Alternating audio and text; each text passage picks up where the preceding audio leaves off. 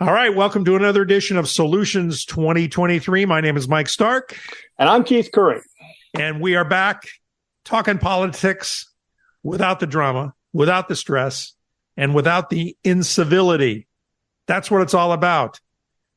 Today, we are going to talk about Ukraine. Fortunately, I have Keith as part of this podcast. He can give us a little bit of history on foreign policy that applies to Ukraine, but we have a history of helping countries like Ukraine, right? We do. And in fact, since World War II, it was bipartisan, beginning with the Truman Doctrine, to Eisenhower, to Kennedy, to Johnson, Nixon, Reagan, all the way through, that Americans stood up for freedom against Soviet, Russian aggression throughout the world. We stopped them in Greece. We stopped them in Turkey. We stopped them eventually with the fall of the Berlin Wall in Eastern Europe. We stopped their adventurism in the North American continent and made them pull the missiles out of Cuba. Vietnam became a proxy war with the Russians. Afghanistan was certainly a proxy war with the Russians, where we were helping the Mujahideen. And so that has always been a linchpin of American foreign policy on a bipartisan basis. You know, the whole Nixon to China thing was simply a way to isolate China and be able to play China off against Russia. That was the strategic vision that Nixon had for that trip. So containing Russian expansionism, and Russia has been expanding since Russia became Russia. That's what they do. That's part of their national DNA, right. Has become important. And Ukraine, because we did not, and it's bipartisan again, neither Bush nor Obama nor Trump stood up to Russia when they moved into Georgia, when they moved into Crimea, when they moved into the Donbass, and they began to believe they could get away with it. And so that's why they moved on to Ukraine, which would put them on the doorstep of NATO, making the possibility of war much more great and, enslaving the Ukrainian people again. So with this long history that you just laid out of America sticking up for freedom throughout the world, what has changed, Keith? Well, what has changed is that the Republican Party, which used to be governed by Ronald Reagan's dictum, our policy is simple. We win, they lose, is no longer the unifying factor amongst the Republicans. Republicans, and it pains me to say this, people who call themselves conservative, are abandoning Ukraine and saying we should be America first. We shouldn't get in there. They make specious arguments about let's spend the money on, aid to Lahaina when that's not really an option. It's simply rhetoric. And they want to pull back America's involvement. Now, there are reasons for that, one of which is, I think, a general souring with Bush's involvement in Iraq, which is now generally conceded to be a mistake, and people not wanting to repeat that. And again, on the Democratic side, there's people who carry the legacy of Vietnam the same way. But here's the real reason. The real reason that and this is the same group that ousted McCarthy. It's Matt Gaetz, it's Jim Jordan, it's the goofball clown car caucus in the Republican Party. And there's quite a few of them now who oppose aid to Ukraine, oppose it because Joe Biden is doing it. If Trump were sending money to Ukraine, they'd have Ukrainian flags in the back of their pickup trucks. They would be all for it. But because Biden is doing it, they're opposed to it. They also sort of really don't understand that what happened with the whole phone call with Zelensky, and apparently he didn't prosecute the guy that was, involved with Hunter Biden, and they hold that against him. And so they don't understand the issue actually was the administration prior to Zelensky where that attorney general served. They don't understand that issue, but they somehow believe that Zelensky is involved with the Democrats against Trump. And because Trump is opposed to it, again, when you don't have a platform, when you don't have a set of philosophy that you adhere to anymore, you follow whatever the leader says. And your leader has said, what do I care about Ukraine? And they're offering up these very specious arguments. Let's spend the money someplace else. Less than 1% of the federal budget has gone to Ukraine. It is a minuscule amount in the overall scheme of things. But they're off the reservation on that. Now, the majority of Republicans in Congress, particularly in the Senate, the majority of Republicans overall in polls, although it's narrowing, still support the Ukrainian freedom fighters, as Americans should, and as Americans always have.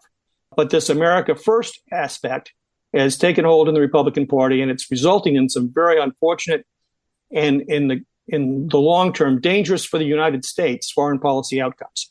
Yeah. Let's get into this America First thing. But first, it's an understandable thing that Americans do not want to have American soldiers over there fighting. I think that is almost universal across both parties to some degree.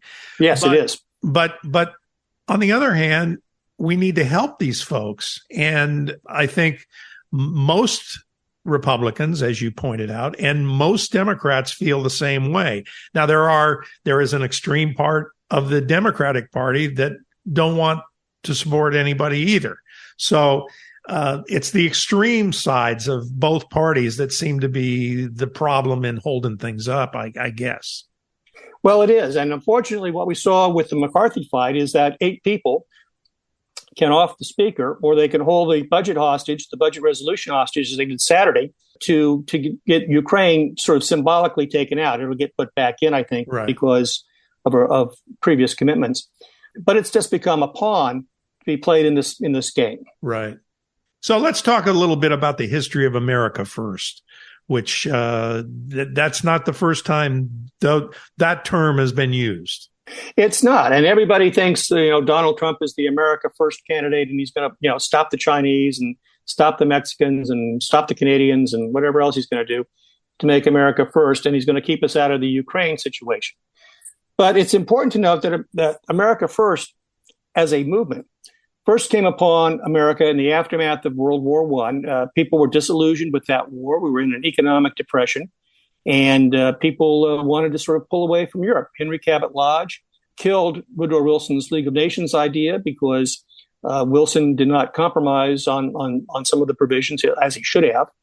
And that made America have an isolationist tint. And as Franklin Roosevelt became president, it became a little bit partisan, and Republicans in Congress became overwhelmingly America First isolationists. Now, that was driven by demographics. Lots of Germans and Italian immigrants did not want to see America side against Germany or Italy. Ireland obtained its independence in 1921, and a lot of Irish immigrants still harbored animosity to the British and didn't want to see us align ourselves with the British. Ireland was actually neutral during World War II. And if you did a poll in 1940, you'd find the public by about a 56% margin was opposed to intervention in the European war. And they passed laws that prohibited Roosevelt from assisting England, some of which he violated, may have been impeachable acts, but he eventually got the Lend-Lease law passed and had the ability to do it in a way. Leading the America First movement was America's greatest hero at the time, Charles Lindbergh. He was the embodiment of, what would have been Neil Armstrong and Sully Sullenberger rolled into one. He had been to Germany. He was convinced that Germany had the wherewithal to defeat Britain. And he did massive rallies, just like we do today. They had massive rallies, one of which was most notorious, was in Madison Square Garden. Right. And he came and basically said, listen, we don't need to get involved in European wars that are being driven by the British, being driven by the bankers, and being driven by the Jews. And there was a highly anti-Semitic, ethnic thing that was a part of that. And that's part of Lindbergh's very bad legacy from his involvement. Right. And let me just also say that this was also supported by a very active and sophisticated lobbying effort by the Germans. Remember, in the 1930s, up until 1941, we had diplomatic relations with Nazi Germany. They had consulates here, they had officials here, they had propagandists here. They actually funded a congressman who was an isolationist congressman to have a hospitality suite at the 1940 Republican Convention. Wow. They actually had people on the ground in Los Angeles to lobby the movie studios to take anti-Nazi propaganda out of the movies. And they did that under threat that they would not let the movies be shown in Germany. And they were very successful in that. And they carried on espionage. They had planned to assassinate Louis Mayer and the Jewish studio heads. And the Jewish community itself, Louis B. Mayer and those guys, organized their own counterintelligence effort, which later enabled the U.S. to round up a lot of Nazis when war broke out, because at the time, the LAPD and the FBI was somewhat anti-Semitic in their own views. Congressman Zaid from New York was sending out Nazi propaganda using the Congressional Frank, 3 envelopes. And it was at that level of sophistication.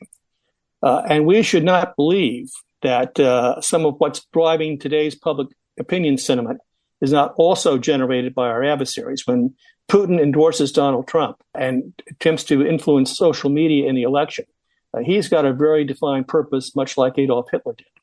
That's really part of what's going on behind the scenes. We saw it in 2016. We're seeing it now. And the fact that a Republican would run with Trump's explicit endorsement is mind-boggling to me, that would not be automatically disqualifying.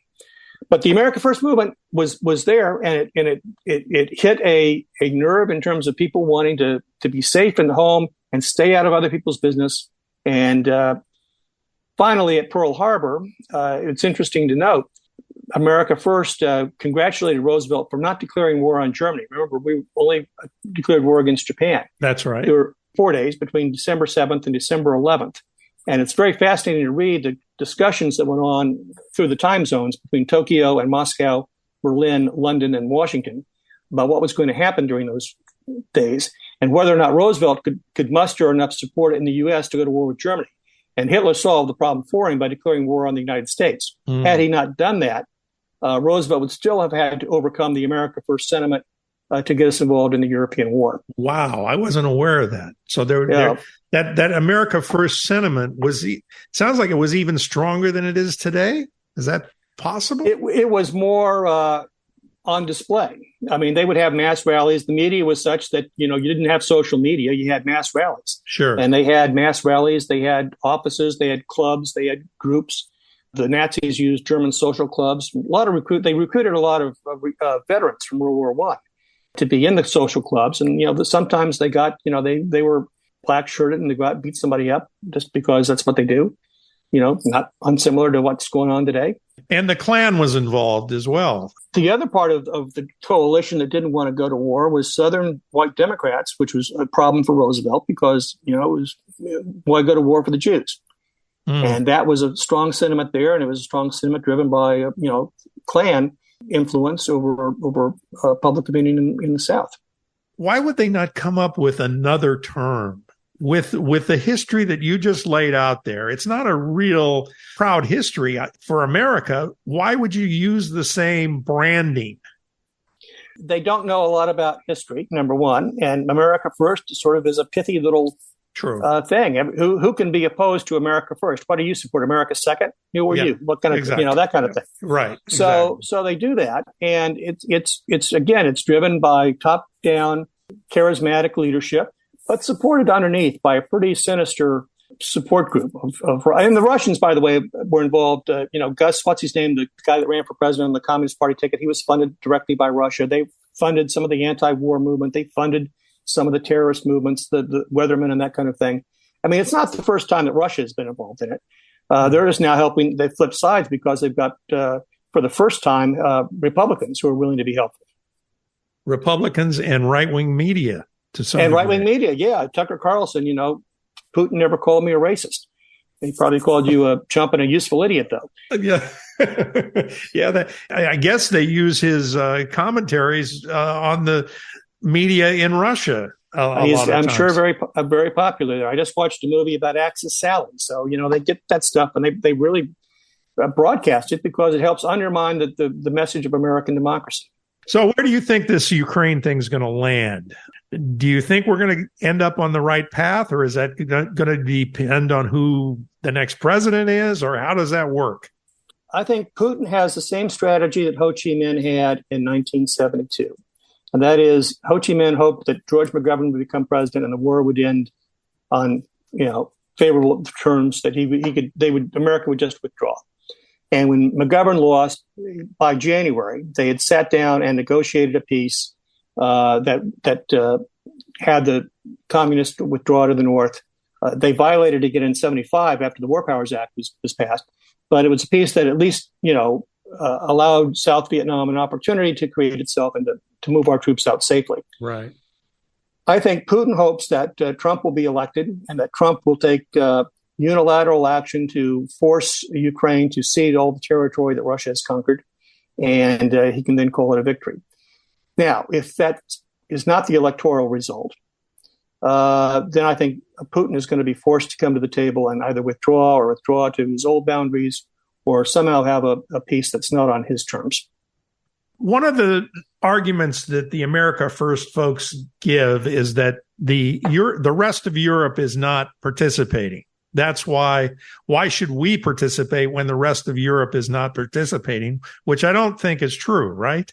It's not true. They're actually participating at a much higher level than we are, particularly the Poles and particularly those who have borders with Ukraine. And the Scandinavian countries have been particularly active in sending material there. In Germany, the anti-war party was basically in power, and they sort of got pushed by public opinion into backing and supporting the Ukrainians. Now, it's important to note there was an election last week in Slovakia, and just like in America, the pro-Soviet-backed party with 23% was the largest party in the parliament.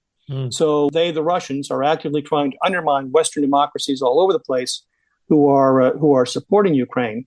But it is completely false to suggest that the rest of Europe is not supporting Ukraine. They're supporting them more than we are. Less than 1% of the American budget is being used for Ukrainian support. Well, I think you've given us some real great insight into why people are fighting over this, and a great history of the whole America First concept, which, on the surface, as you mentioned, makes sense. America First.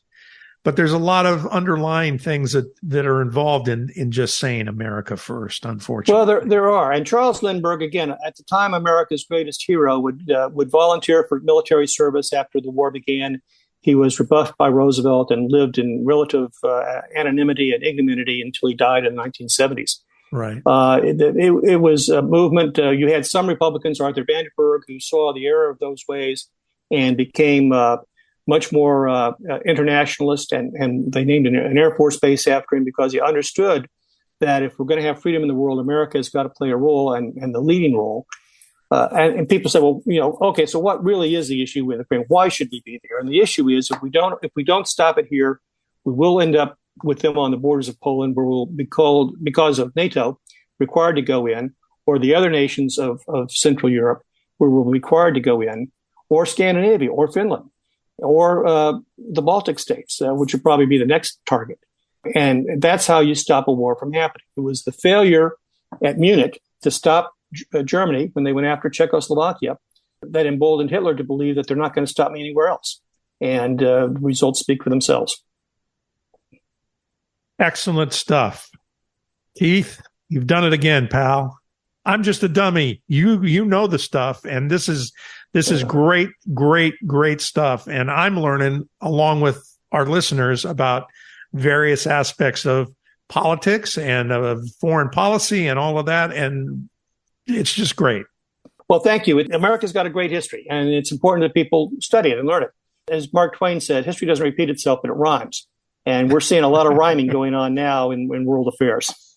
Well, between you and I, we'll correct all of this with this fine podcast. And hopefully we'll build some listeners and we'll get more people on board to, discuss things in a civil way and try and understand all of the aspects of whatever. It's not just black and white. There's lots of shades of gray, and that's kind of where we live to some degree in this podcast. So, all right. That's right. That does it for another edition of Solutions 2023. We're going to take a little time off, maybe a couple weeks or thereabouts, and we'll be back. Please subscribe to the podcast. Tell your friends about the podcast. Share it with your friends. And we will be back soon. Thanks for joining us. Thanks, everybody.